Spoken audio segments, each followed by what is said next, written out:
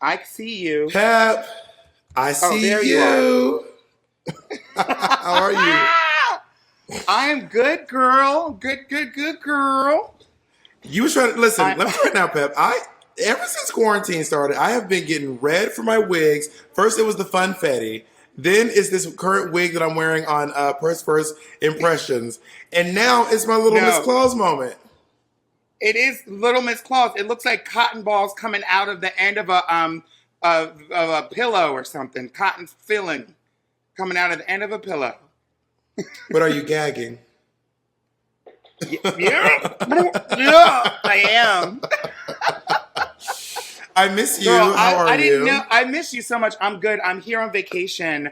I decided to take a little quiet week away and Hmm. go to my vacation home, and so I'm here. You better work. Must be nice. Girl, it's As Woodstock. Simone It's upstate New York. It ain't no Santa Barbara. as Simone would say, must be nice. Must be nice. So this is my first. You're Um, taking my virginity, Bob. This is my first time ever mm. doing the stereo app. I didn't even know what the heck it was. You So the know, reason why I love this and app, so it to be it all full disclosure to anyone listening, it started. Me and Monet had a branded partnership with Stereo before, where they were like, go live this many times, and then I just ended up honestly loving it. It's like having it's having your own radio show. People get to tune in, and then we're like callers, leave us questions. So we will be having you all call in. You all will be leaving us it sounds like comments, that other. questions. What other app? It's it sounds like that other app that other people people are using. I don't know what it's called. Yeah, I keep hearing about this other app too because someone wrote me and was like, "Join it What's the because name none of of the it? other Rue girls are there." I can't remember. It's like I it's can't escaping me remember right now. what the name of it is. We'll ask. Let's ask somebody listening if they know what it is. I know it's green. Don't miss others. Two people are waiting in line to talk with us. I know Well, it's no, we're green. not going to let them in right now. So just so everyone knows, I'll tell you what Okay. we will be discussing today, so you all can prepare your comments and your statements today. Pep, Oh Lord. recently, Got Mick released some new merchandise. If you go to their to their Instagram, you can see it in their merchandise store or on their merch store, and it is a picture of her top surgery. And if you don't know, transmasculine top surgery typically is you have your fatty breast tissue removed, and then there's like a keyhole incision where you can get it pulled straight through the nipple if you have very small breasts. But if you have larger titties, they will make an incision, which is essentially from your armpit to your sternum, pull out all of the mammary fatty tissue, and then stitch it back up. And there are these scars that are quite common amongst a lot of trans men who have had top surgery. So, Gottmik has recently And released that shirt. essentially, the scars are below, exactly in the crease below the chest, where where you know, many cisgender men, where like the bottom of your titty would be, Yeah, right at that crease, that fold. And so and it's for kind of some, shaped like a defined. It's shaped like a defined peck, is what it's shaped like. it's shaped like a defined pick, and I think obviously they do that on purpose. Yeah. I would hope that there's some art to it. And so some trans masculine people who have top surgery to remove breast tissue, are self conscious about it. Obviously, for a lot of men that's a rite of passage. Wearing no shirt, going shirtless, Hmm. and having the scars there for some trans men are just so for some people they're triggering. For some people they kind of are spook you. There's a lot of trans masked men who, if it weren't for their scars, some people may not assume that they're trans. and Yeah. um and so I think that the people's scars, it's clearly it's on your body, and so that alone makes it personal. But then it's a personal thing for a lot of people, and then for some people it's a rite of passage. For some people that it's like their war scars or their battle scars. And so, Yeah. I guess it depends on how they talk about it. I can say for Ezra, my partner, his scars were just starting to fade because I don't know, for whatever reason his skin just doesn't keloid as much as some other people does. So his scars were also, it was interesting. He had a revision. So his first surgery was a little bit, not a little bit, it was fully botched. Like his nipple was in, because they cut your nipple off and put it back on. And it was in his armpit underneath the scar. And then What? he went back. Yeah, he got botched. And they put it back on. So then he went to a second doctor where they revised his top surgery and they put a nipple where a nipple goes. And then so he really felt like I really worked for, for this Well, chest. how did the nipple get? Well, we'll talk about it later. That is terrible. Anyway, so once his yeah. scars started fading, and if you want to follow him on Instagram, it's Ezra Michelle Music. Once his scars started fading, he got them tattooed in because they mean a lot. These scars mean a lot to him. And it was interesting because when we were like first dating, he told me, I was like, oh, tell me about this tattoo. Actually, do you have any tattoos, Pep? No. Don't you have like a from your shoulders all the way to your ass crack, the entire Disney, all the Disney villains? I like tattoos, and I think they look nice, but I don't have. Ooh, my bra strap coming out. Look, okay. I don't have them, and I probably will never get a tattoo. So when you do have tattoos, but you're I like, have what's piercing. yours? Oh yeah, I know that's the infamous tongue piercing. So when you have tattoos, you're like, in big, like, let me see this one. What's this one? What's this one? I got to his. He was like, well, this is what they mean to me. But when I first got them, a lot of trans men were like coming for me for my scar tattoos, being like, I can't believe you would do that. I can't believe you would display that. And I remember thinking to myself, wait, what? Like, this is a thing that people are like. I was shocked that this was happening, but then after Got Mick released her merch, it sounds like it's more common than I would think, and this is probably it's probably more it's on a bigger scale because Got Mick is more famous than Ezra. Got Mick is a contestant on the most Drag Race. On Drag Race, the most decorated reality TV show of all time. So yeah, obviously, Got Mick has a bigger audience and is probably getting it a lot more and from a lot of different angles. Sounds lovely, actually. Speaking of angles, that sounds nasty. That sounds great. But speaking of angles, I'm going to change my angle because I need to, Okay, no worries. And also, to those of you wondering why we're talking about cameras, we will be releasing this video later. So right now, this is just on the Stereo app, but down the line, we will indeed be releasing the video so you can see my legendary hair. God, this hair. I will. I'm. Yeah. Not Pep adjusting her little librarian glasses every 2 seconds. At least you don't wear them on the bridge of your nose. When I had glasses, I used to wear my glasses on the bridge of my nose. And no, so we want you all to call in and leave messages, and we will be airing them out. So here's how this got brought to my attention. There's a New York City-based entertainer named Kareem McJagger. Kareem McJagger posted a picture of Got Mick's shirt and said, I'm a cis man. Is it weird for me to wear this shirt? I am slightly paraphrasing, and I want to be clear about that. I can actually find the direct quote. Kareem McJagger, a New York City-based drag entertainer, tweeted out, a really fierce, well, let's give a shout out, a really fierce and extremely thoughtful, I don't want to say woke because it makes it sound like a buzzword, performer who does drag and is a great, I believe, a wonderful ally and a great human being. Yeah, I love Kareem McJagger. Kareem McJagger is really Y'all should follow them. Great. Y'all should follow and Kareem McJagger wrote, I did Got Mick embracing the showing the body and the scars on such a major platform. Do we think the merch of the surgery scars, specifically a cis dude wearing this shirt, is it a sign of support? Is it Nancy Pelosi dabbing in a kente stole too much? Just enough? Actually, I don't know that Kareem McJagger identifies as cis. Did Kareem say all that? Oh, well, okay. everything I just read that came from Kareem's thing. So Kareem's like, is it too much? And then I went into the comment section and I found out apparently it is a lot for a lot of people.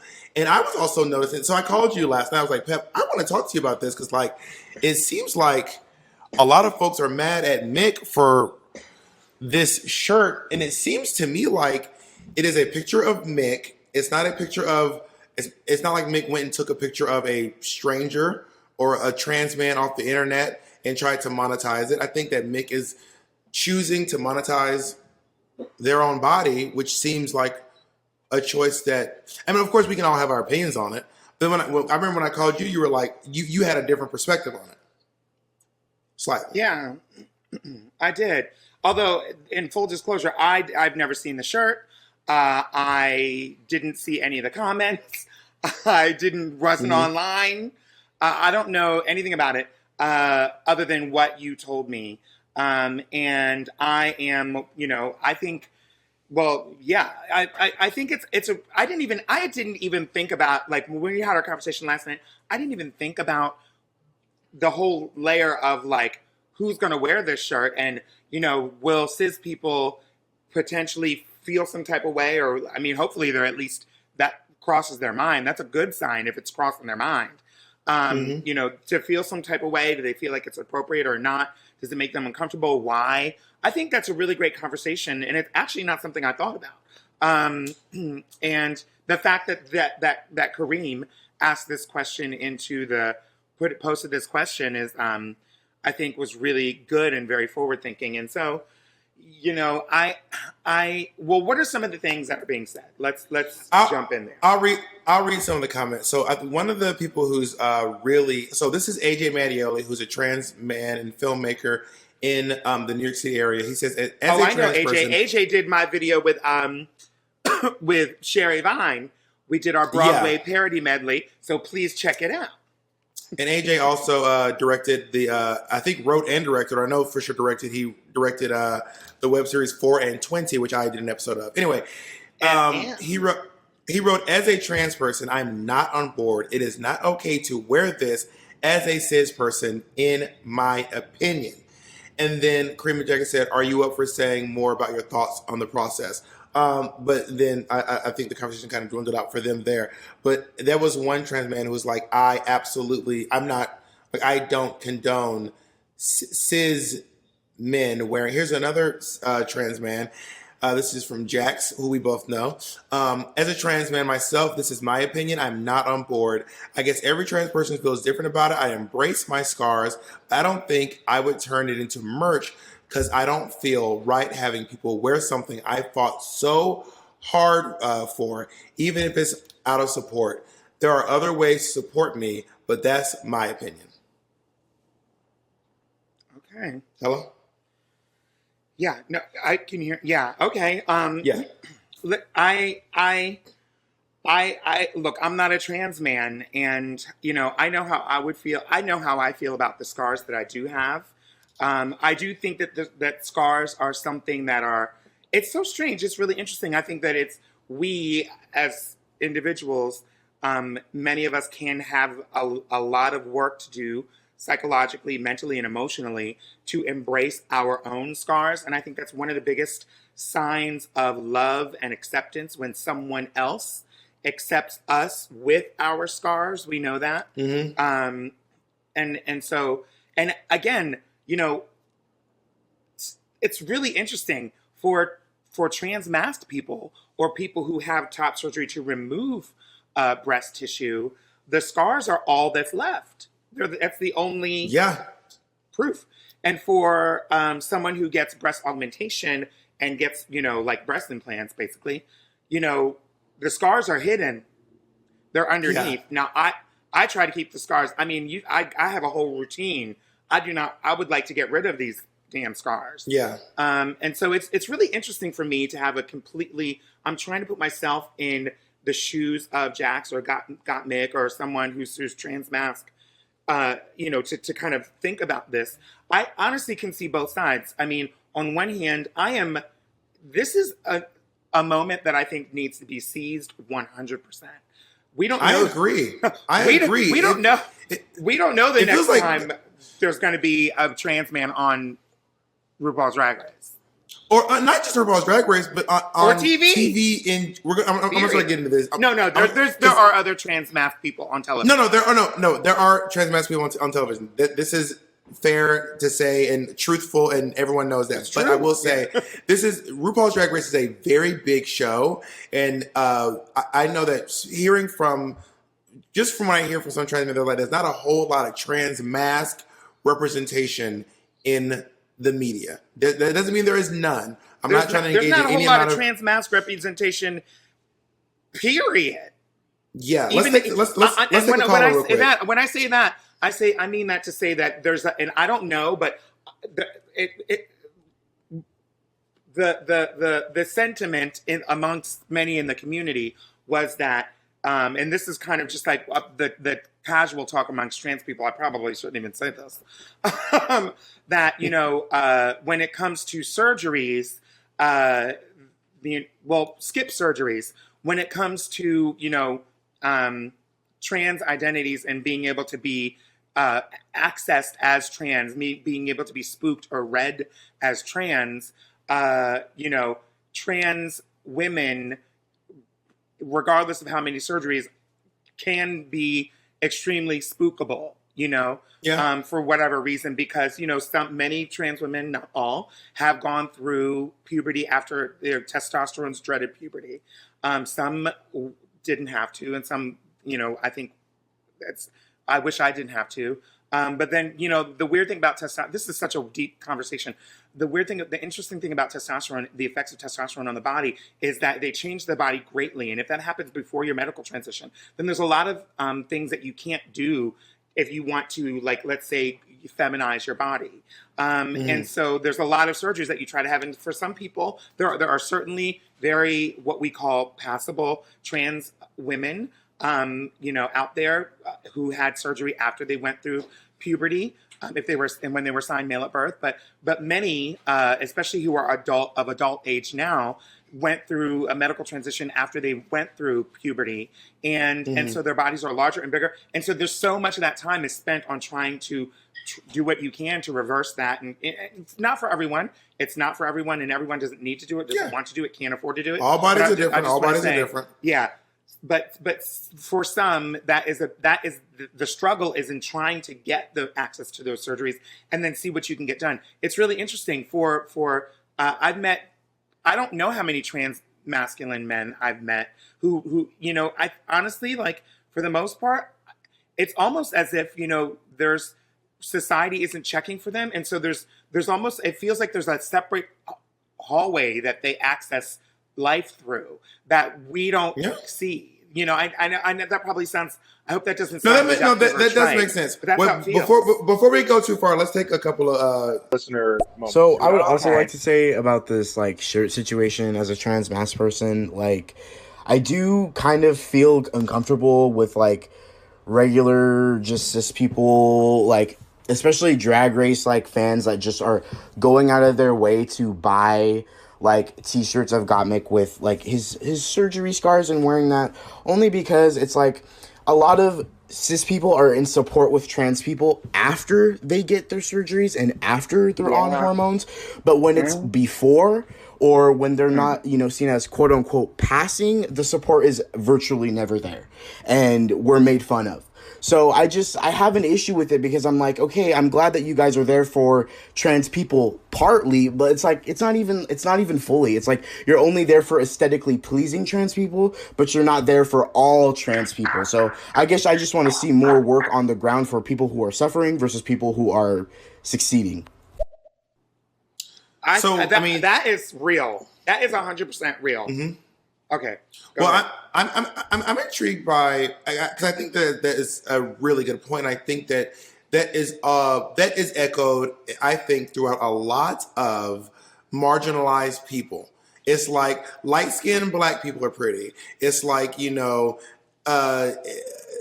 trans women who are super passing are the ones that people accept. And I do agree there is not enough representation of trans bodies that don't do surgery. There are trans bodies that don't do hormones.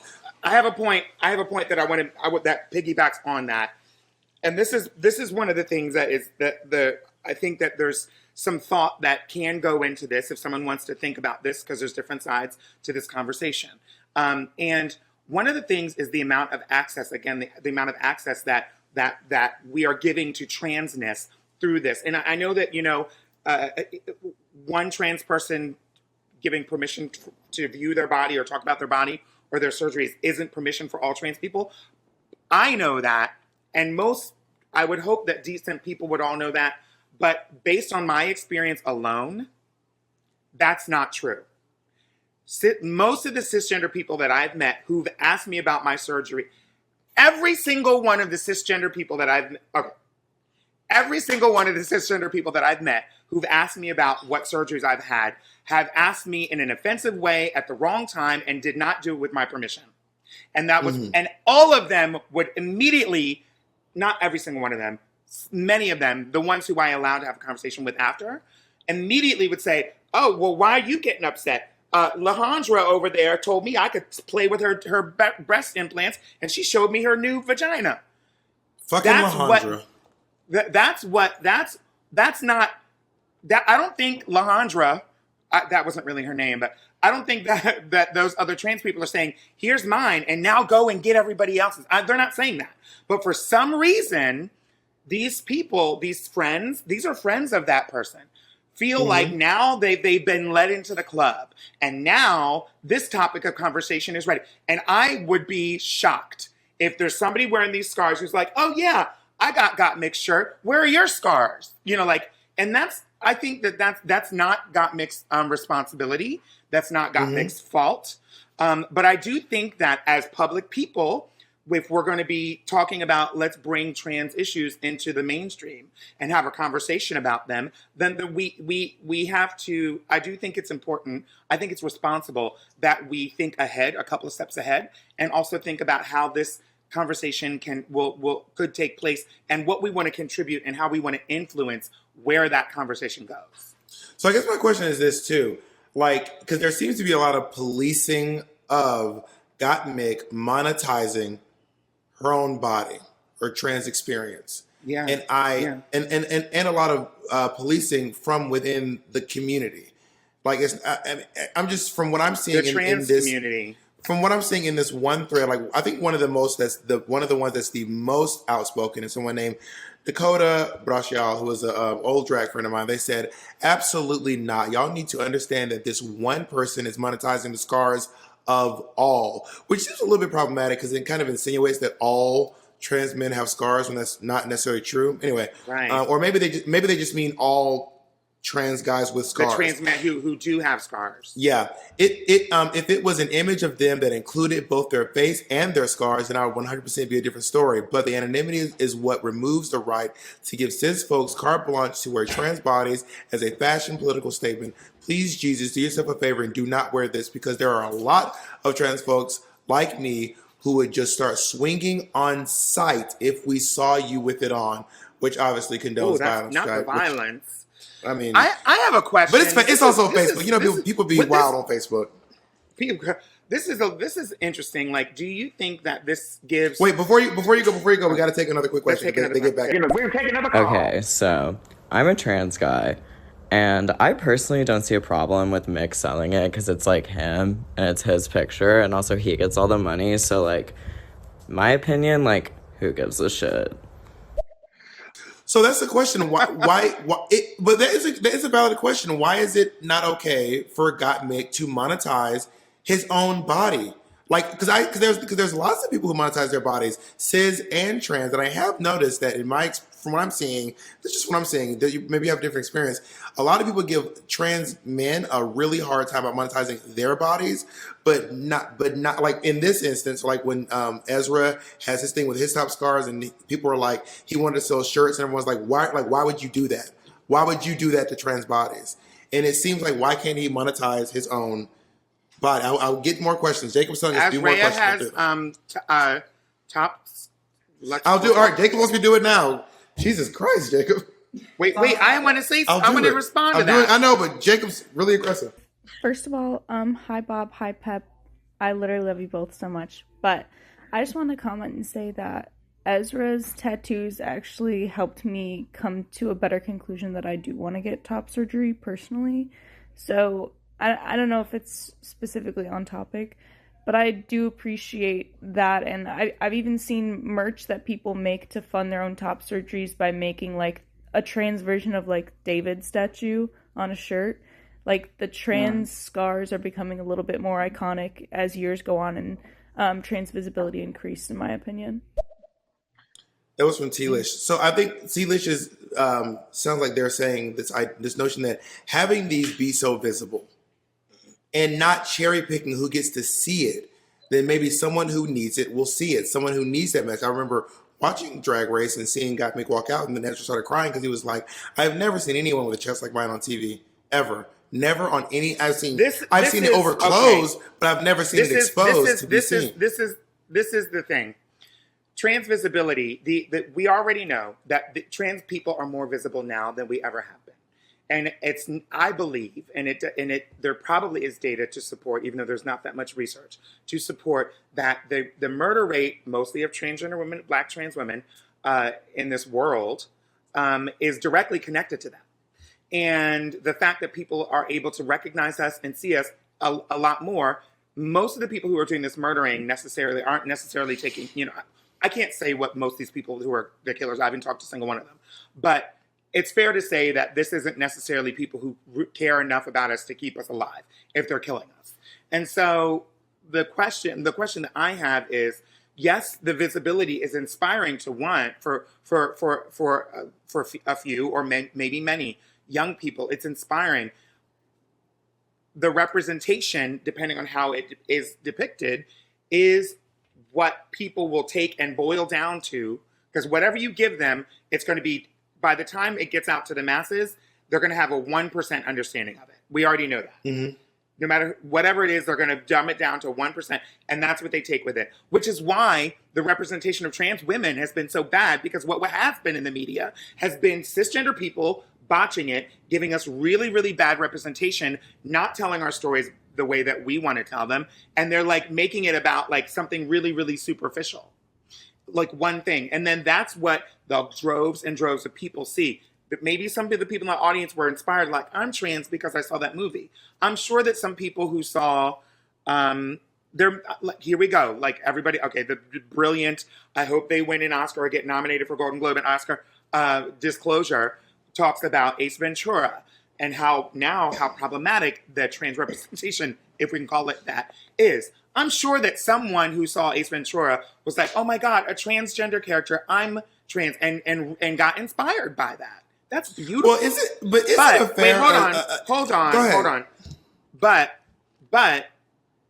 and I don't want to say that Gottmik because that's not a fair comparison. Yeah. You say your thing. Let me finish my point. The point is that the representation that people see, they will cherry pick and choose what they want to take, and it oftentimes it gets boiled down. And so it would be great if, I really do think that my preference would be, I would probably buy a shirt of Gottmik with scars if it had Gottmik's face or something that was very identifiable as Gottmik. I have not seen the shirt. I don't know if Gottmik's name is on it. You can find it right now. It's really easy to find. Let me just say the thing.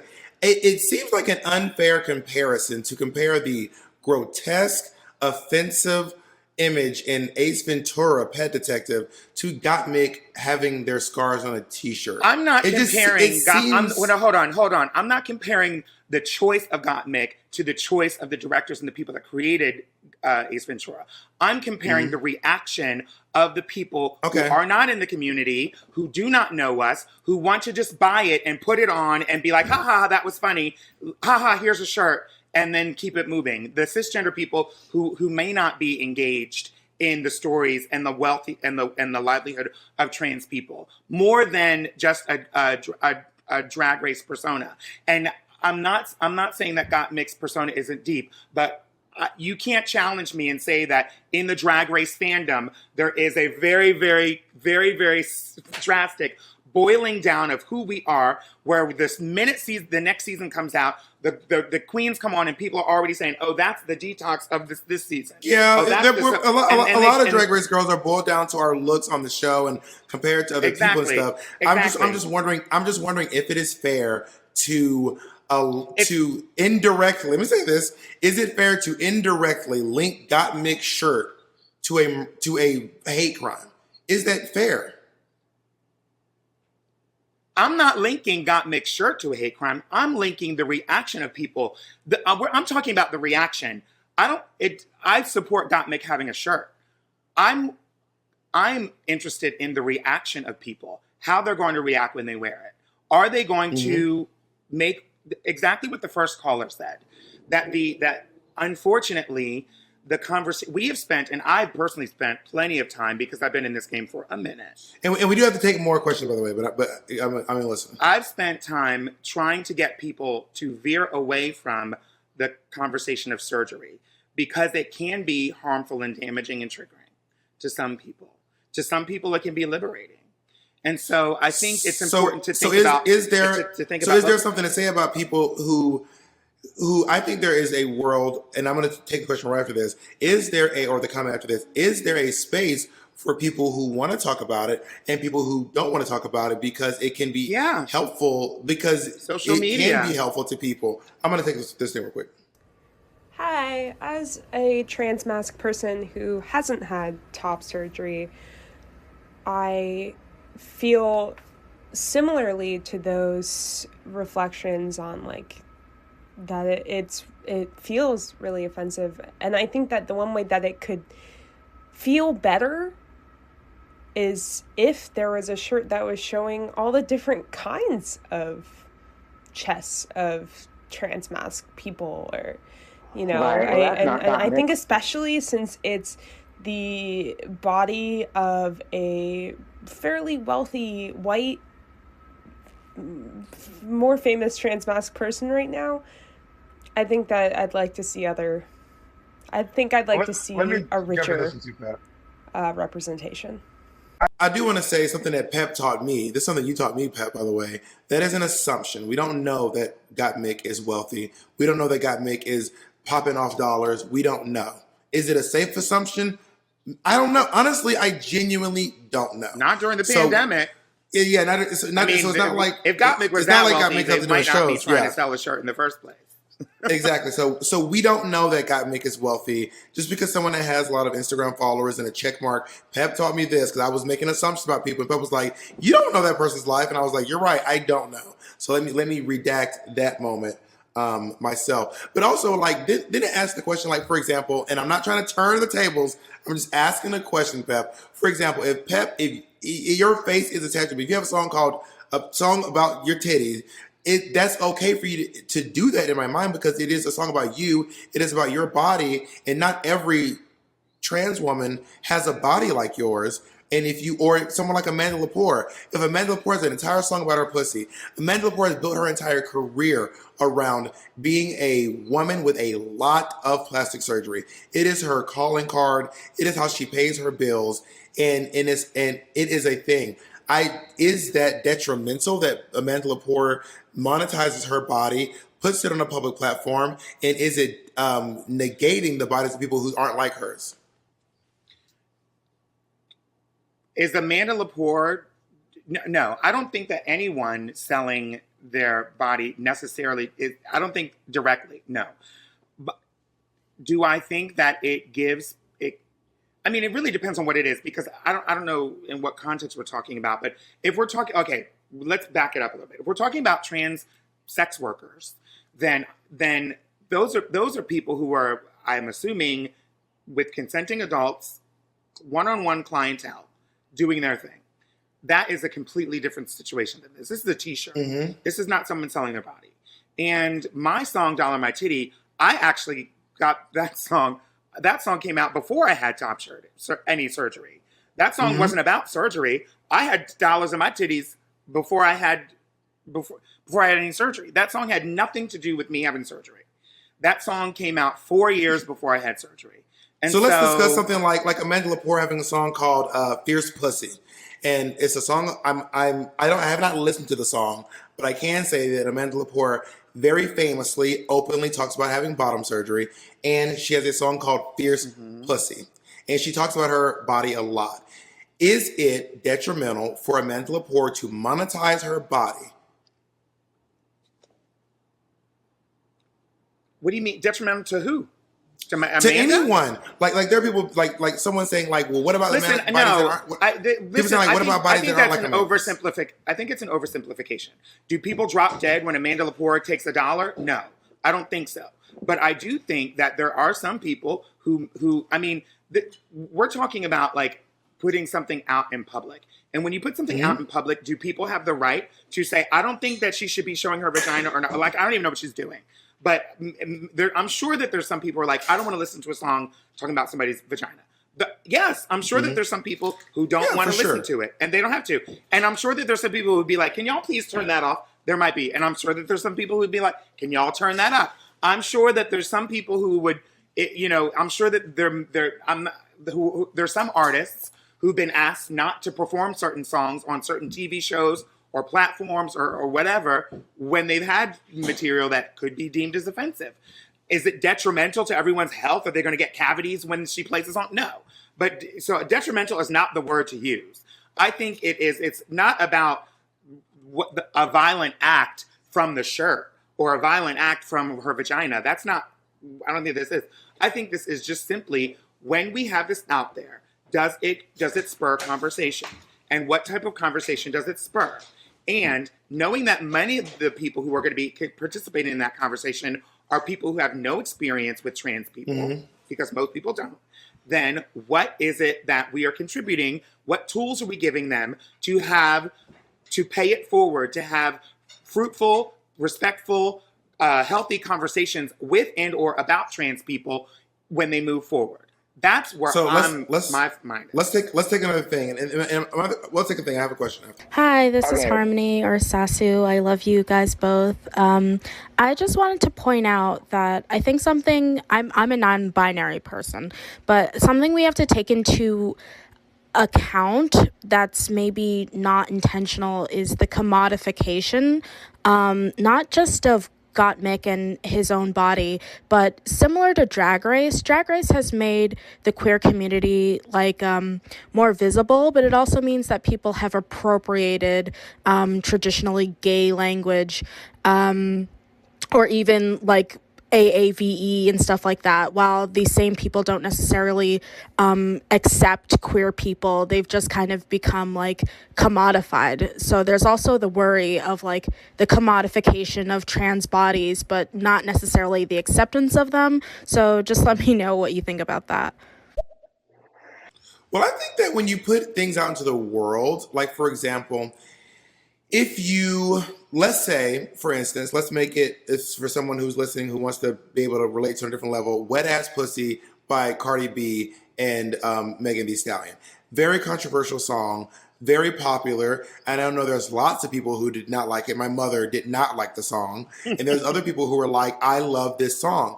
Now, is it Cardi B and Megan Thee Stallion's job to understand how everyone receives it? Or is their job to just put it out? And I think that maybe there is a thing. Maybe it is helpful to know that when you put out art like that, people might receive it weird. Someone might receive it in a way you didn't intend it. People will receive it weird. But that's not the artist's job that's not the artist's job. Is it? Or is it? I think the artist can do it how they want it, put out there how they want to put it out there. And if someone receives it wrong, that is unfortunate, but I don't think it's on the artist. I agree with. Look, is everyone responsible for everything that happens? Everything that people in public do? No, I don't think so. I think it'd be really tough. It'd be really difficult to say that everyone who puts out a song is responsible for all of the actions for everyone after that. But it's not. To me, it's not binary. It's not. I have no responsibilities. I can do what I want. Or I'm the martyr of the world and everything I do is affecting everyone. It's not those extremes. I agree. So where does it live is the question, I guess. I don't know about it's a question, but the question is what am I doing within my power? Everyone can ask this. What is it that I'm doing within my power to make space for other people to tell their stories and for people who aren't in that position to be more accepting of those stories and treat those people in a way that's respectful for them. Is there anything, and if I'm doing something that's considered extreme, is there some messaging that I can do to let other people know, now y'all can't go out and treat everybody like this? You don't have to come with a disclaimer. Some people do, some people don't. Some people explain stuff and some people don't. Some people are like, I don't give a shit. I'm gonna get my money and go. And that's how some people are. So is there a chance that Gottmik having this shirt, I think we're proving in this moment that it is certainly sparking conversation. And even before we started this live, it was sparking conversation that people were. We're going to take 3 more calls, by the way. Because we are almost at an hour already. Right. It's fine. I'm going to bring in. I'm going to bring in a good friend of mine who I'm here with, Sandra. So Jennings. let's bring in your friend while we take this next question. But I would say I think it's fair to say that this shirt is indeed sparking conversation amongst a lot of people, not just amongst people. us. Yeah, I'm taking this other question. Here we go. I think there's definitely some nuance around this conversation.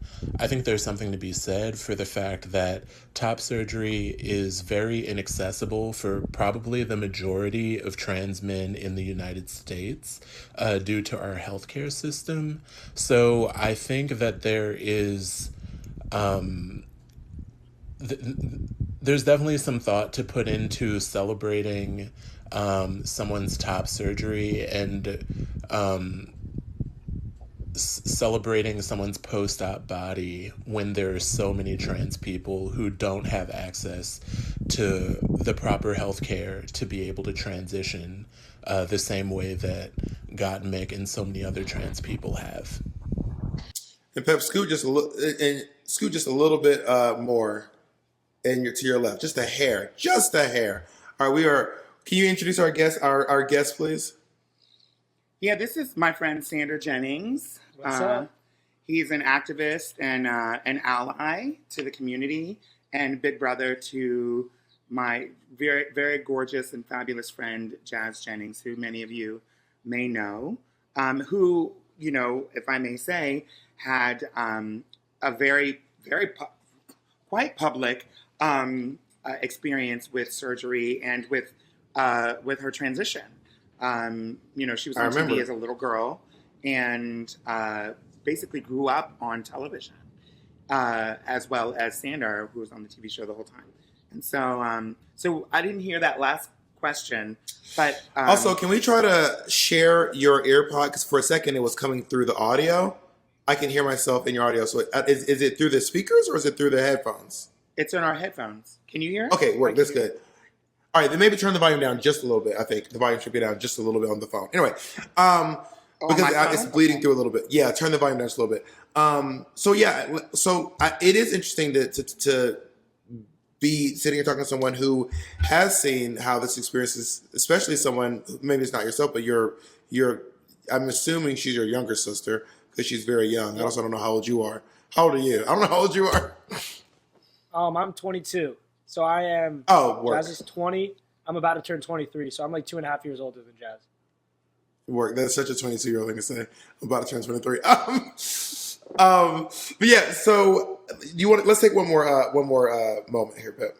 Yes, I just really want to agree with Pep in this moment over and over again as an agender person on testosterone who uses they them pronouns and who was like actively working as an independent curator in Chicago for the past few years, trying to insert trans voices very actively into gallery spaces. And often the work was really just about these cut up parts of bodies, and the audiences that were interacting with that didn't have the stories or the resources or the sensitivity to understand or negotiate these images. And I felt like it was dangerous to just like put photographs of top surgery scars or any sort of trans bodies without some sort of like negotiating, Their thing cut out. And I think what seems the most jarring to me is that it seems like obviously the person who gave the brunt of this all is Gottmik. This is the one who's getting all the backlash. And it's not falling on the people who are committing atrocities. It's falling on the person who's just trying to tell their story and use their body to do so. That's true. And I think that is, I think a part of that is connected to a sort of sense of responsibility that we can feel. We don't have to, but we can feel to the community when we are public figures. You know, and the truth of the matter is, when there's not that many of us in the media or in visibly for people to see, then the one or two that they know is going to be the one who represents the group. And the judgments about that community are going to be based on what they know about that one person. And if I'm aware of that, I'm the type of person that, since I'm aware of that, then I'm going to change my act. Then I'm going to be aware of that. If I'm aware of it, I'm going to be aware of it, and it's going to affect my actions a little bit.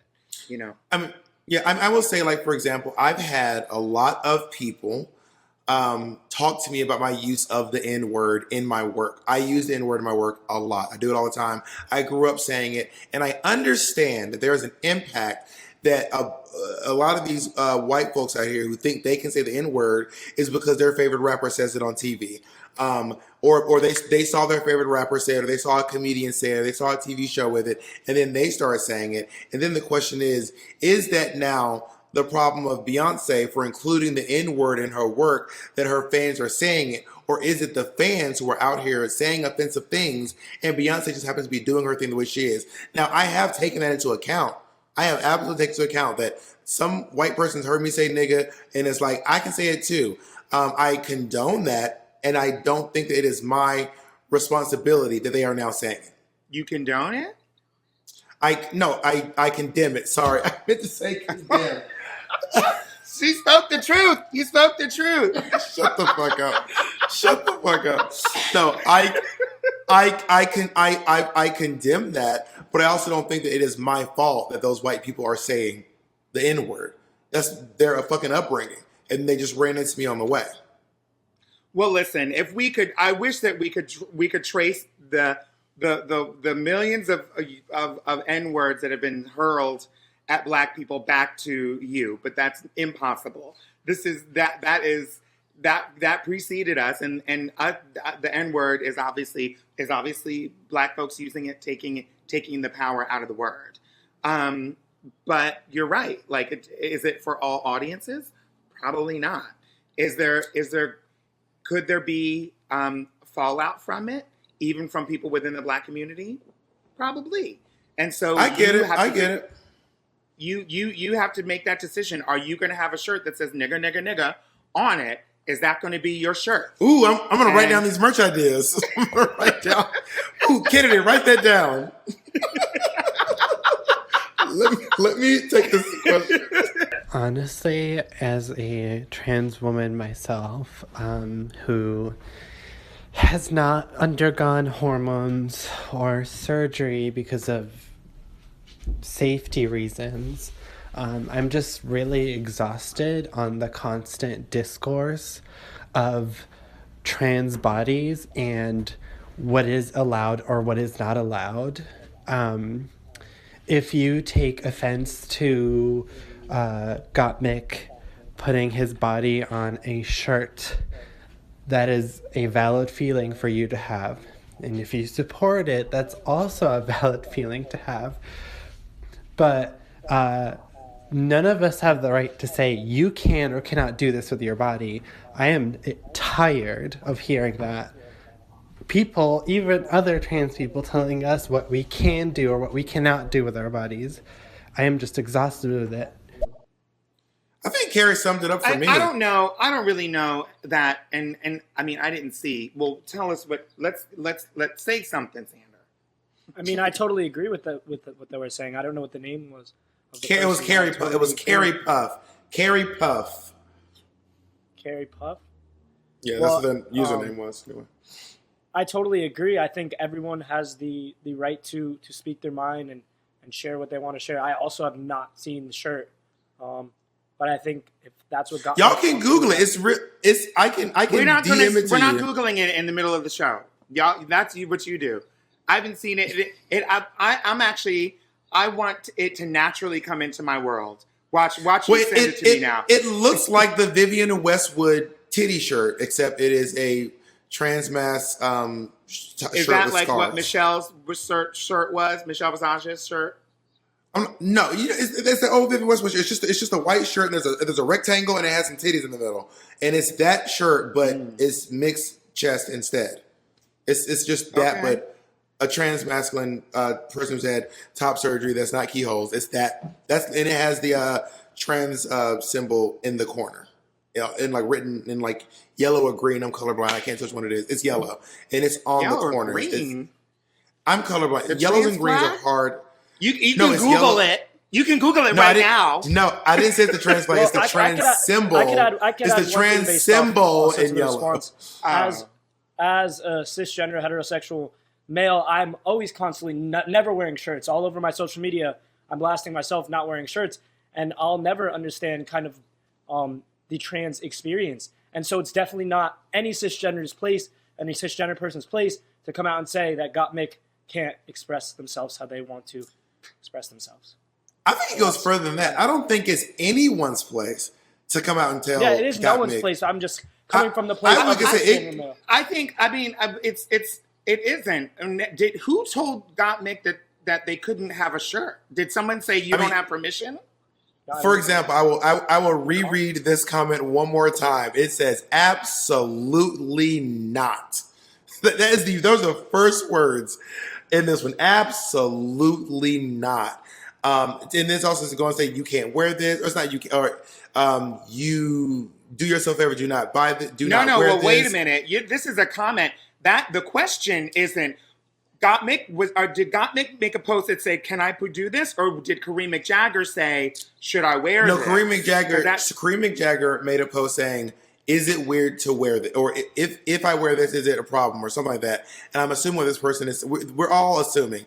I don't know what the absolutely not is directly in correlation to, because the question is, what do we think of merch with surgery scars? And the answer is absolutely not. So if the question is, what do we think about this? And the answer is absolutely not. Does it mean absolutely not don't buy it? Absolutely not don't make it? Absolutely not don't wear it? We don't even know. Don't wear it? We don't know. But it does say, but the top comment is absolutely not. If they're putting that question out there, look, I mean, unfortunately, this is all happening on social media. And so turnabout is fair play. And all this is, it's a comment on social media. And anyone asking the question is opening it up. And if you're posting things on social media, then that's where it is fair play. It really is unfortunate that here we are again having conversations about trans bodies and what trans people can and can't do, and surgery. I'm over the surgery conversation. I'm so over it. I would like to talk about the minds of trans people and the dreams of trans people and the access for trans people. And if Gottmik having a shirt is going to help us in that direction, great. But I really am over the surgery thing, and I'm over things that feel reductive. And this conversation is not necessarily gearing. It's in a way, it really is right now about one individual's rights to do something with their own body. Let's talk about the bigger picture here. Mm-hmm. You know, I don't mean you and me, but I mean all of us. You know. And I think that there is something to insinuate that this shirt does trigger or like lead to conversations about that, because we're having it now. So there is a notion that this shirt is leading to conversations about that. We got one more comment. Hello, my name is Reed. I'm also a non-binary transmasculine person, and I wanted to weigh in on this conversation. I hadn't seen the shirt prior to you all bringing this up, so I'm glad that you brought this to my attention. Peppermint, you were alluding to the fact that you would probably wear a shirt that maybe featured mixed scars if it also included his face, and where the shirt stands now is that it is only mixed scars in the place where many trans mask or non-binary people's top surgery scars would be. So as it stands, it does feel a little like you are wearing the costume of a trans person. Of course, in this case, the trans person in question is Mick, but because these scars, I think, are really personal, and a lot of different trans mask and non-binary people have a relationship to top surgery, it does feel to me like it's wearing transness as a costume. And Okay, I want to ask a question about that. Okay, listen, I'm going to say this one more time. Okay, I'm not going to say I haven't. I'm not going to say I haven't seen the shirt, but I'm going to ask you if I wear the shirt, and I'm just kind of clarifying what this person just said. If I wear the shirt, do the scars go on me where the scars would be if I had? I'm going to hold my phone to the screen and show you the shirt, so that I'm pull up the. I'm gonna pull it up so you can see it. We're getting the shirt up. We're gonna get no. We're just gonna look it up on the damn phone since you really need us. Well, you're asking questions about it. The scars are where the scars are where the scars would be on your body if you got Mick. Maybe a hair small. Maybe a hair. Here it is. Look at the screen. Look at the screen, Pep. Pep, look at the screen. That's the shirt. Hold on. There it is. I can't see that little thing. And Kennedy has texted to you. Blur. Okay, Well, Kennedy has just texted sent you. a picture. The chest is where a chest goes on a shirt. The chest is exactly where a chest is. No, I guess it would be. The chest is where a chest would be. More or less. It's a little smaller. Maybe it's a little smaller than what it would be. But again, for anyone who hasn't seen it, the chest is more or less where a chest would be on a person wearing the shirt. It is a little bit smaller, scaled down. I don't know how I don't know what size got Mickey. It depends on what size you wear, but chances are it would fit where it would be. This actually, I'm looking at this shirt. I actually have no problem with the way the shirt looks. It is, we were talking about the idea of the shirt. The picture of the shirt actually just looks like the picture of a chest. Yeah. It doesn't, I was really dreading seeing a white t-shirt with some magic marker lines. I thought it was going to go down the whole thing with the belly. I thought it was going to go with the belly too. Look at me. Now you can wear the scars too. That feels, I don't know that I would wear something like that. And I might question my neighbor, who doesn't even know anything about trans people if they came out of the house with that on.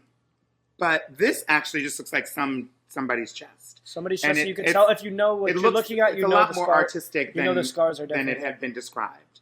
And is there a world where someone buying this shirt, even if they let's just say someone who had never even heard the term, something I would really appreciate with Got Mick was and I'm not saying it's the first time it had been discussed on Drag Race, but I'm saying it's the first time anyone had ever aired a discussion about dysphoria on RuPaul's Drag Race. I've actually never seen a discussion about dysphoria on any reality TV show. No. Ever. I'm not saying it hasn't been on. I know I haven't seen it. It's probably on some show somewhere. It's probably on some episode of some show. Jazz. Works. There it is. Definitely talked about it. I actually I made a TikTok about it. Jazz was growing armpit hair, season 2 or 3. And the topic of dysphoria. But I will say the word dysphoria I don't think was actually used in the discussion that much. It was more like dysphoria, what was happening, but it wasn't like, this is dysphoria and this is what Jazz is going through at this very moment. So it wasn't explained in terms of educational. I feel like people were watching the show, and if people watch it today and I think it was semi-educational on Drag Race. It was really just Mick was saying, "Oh, my dysphoria was triggered," and then told the story about Mick talked about what dysphoria was. Mick used the word dysphoria and talked about experiencing it in a moment on RuPaul's Drag Race. I know that this is a very historic moment, but I would probably venture to say that of the transgender people who have been featured on reality TV, they've talked about 2 things in order: surgery and then dysphoria. Probably not much else. And so that's where we're trying to get away from. And so I've never seen a Drag Race contestant talk about dysphoria on a show. But I think that, you know, dysphoria, usually the need to get surgery is talked about through the lens of dysphoria. And so there is a correlation. And I think that, you know, trans people talking on reality TV, those who have been talking about themselves, have probably talked about one of those two topics.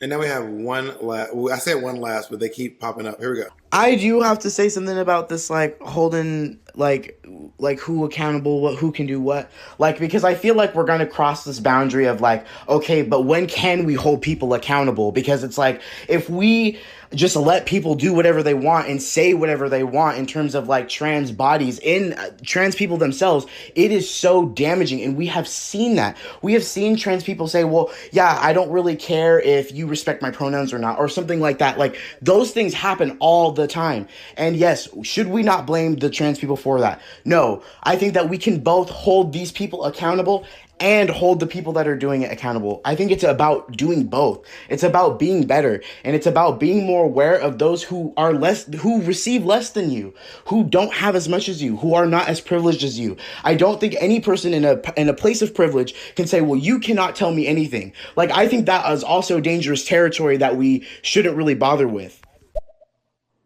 And I want to say that before you say we don't know that Gottmik situation, I don't think that comment necessarily has as much to do with Gottmik. And I wasn't about to say that. I was not about to say that.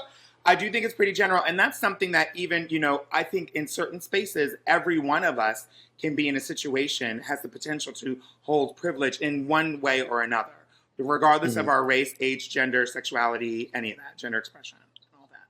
And so, you know, there is always an opportunity to ask, can I do better? So this listener, I want to see if I'm getting this correct. This listener it sounded like they were saying, we can hold people accountable for what they put into the world, and we need to do better. Which the question is that insinuates that it sounded like they were saying both. Yeah, both those things, and that also seems to insinuate that putting your body out there is somehow not doing. What are you shaking your head at? What are you saying?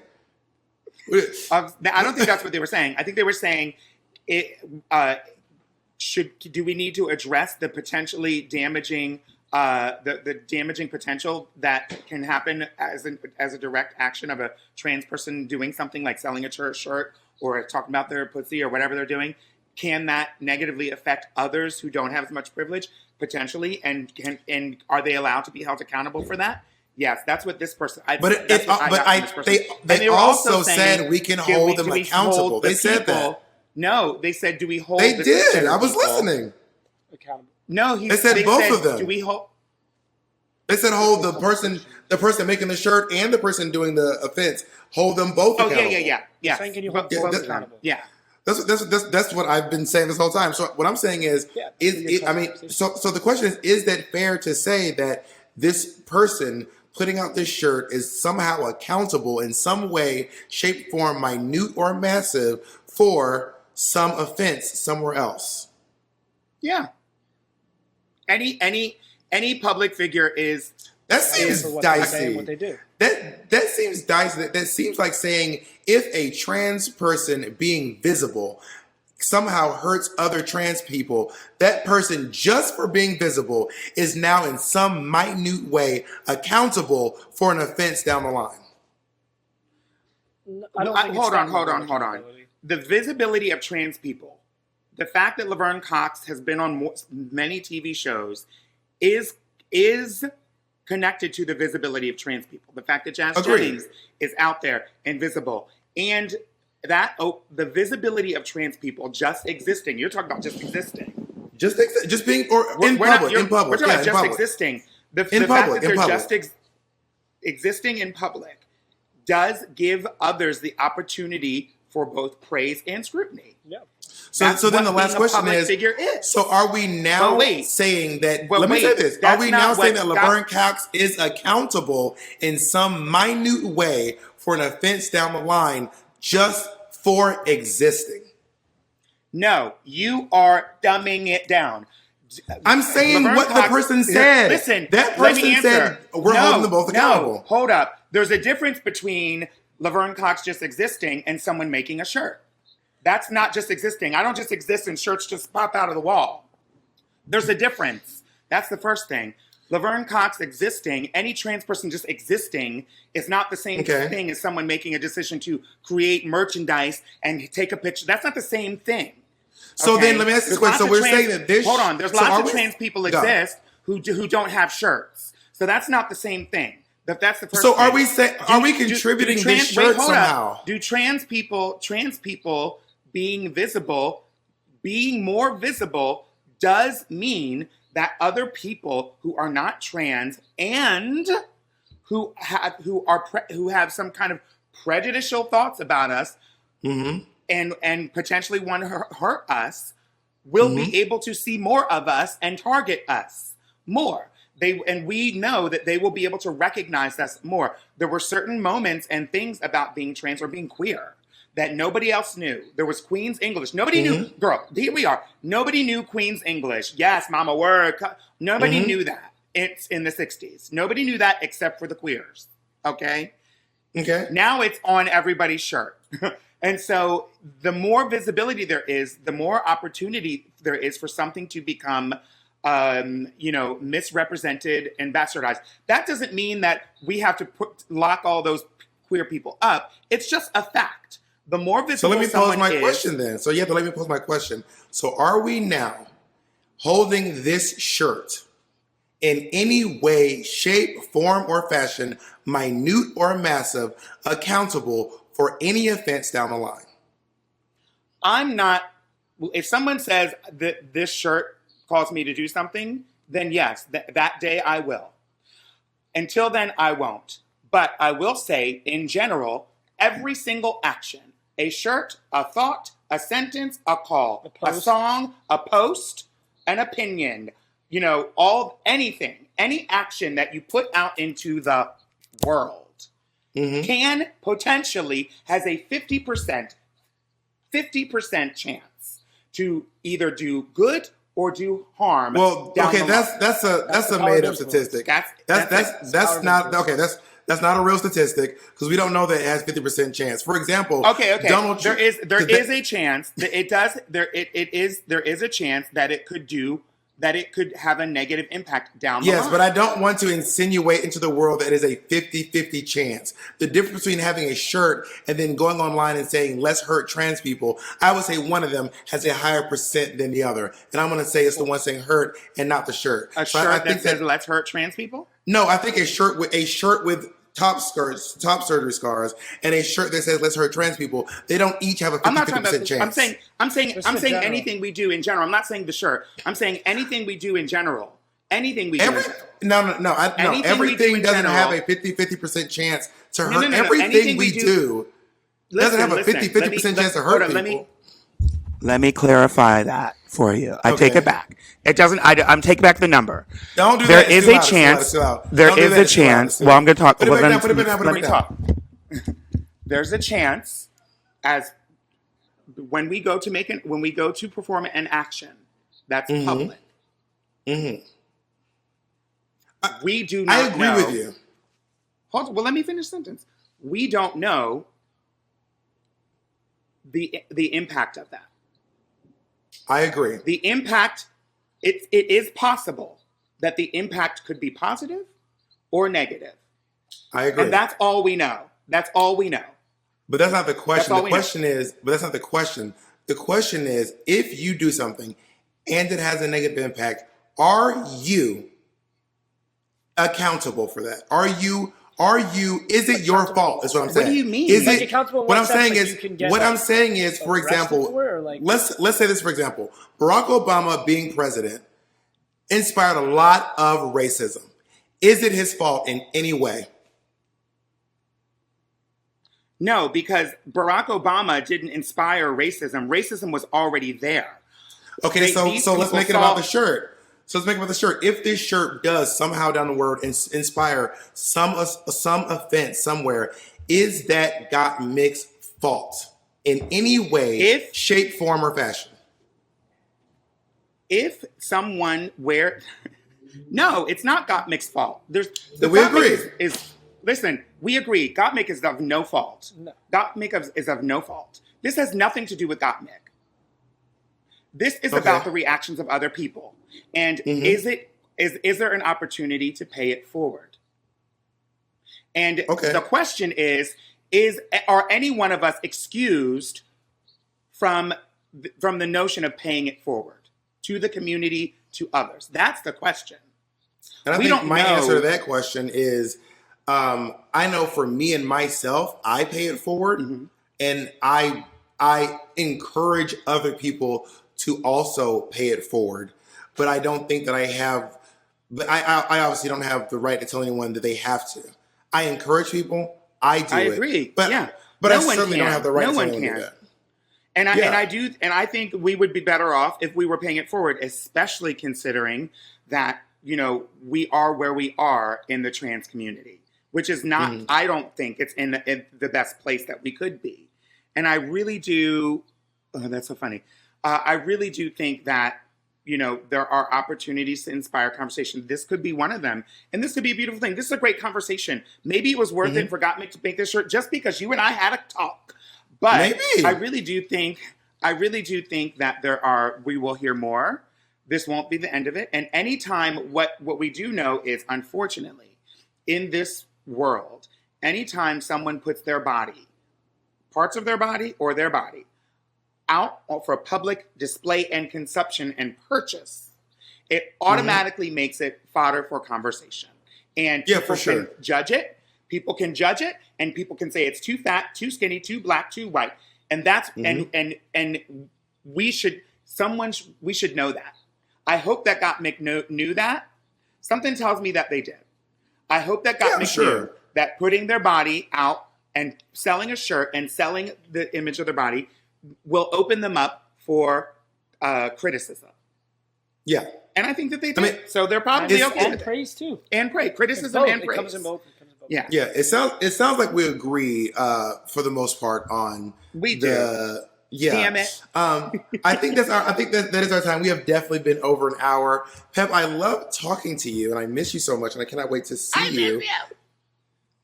All right. Everyone, I miss you very much. I miss you. Thank you all for joining us.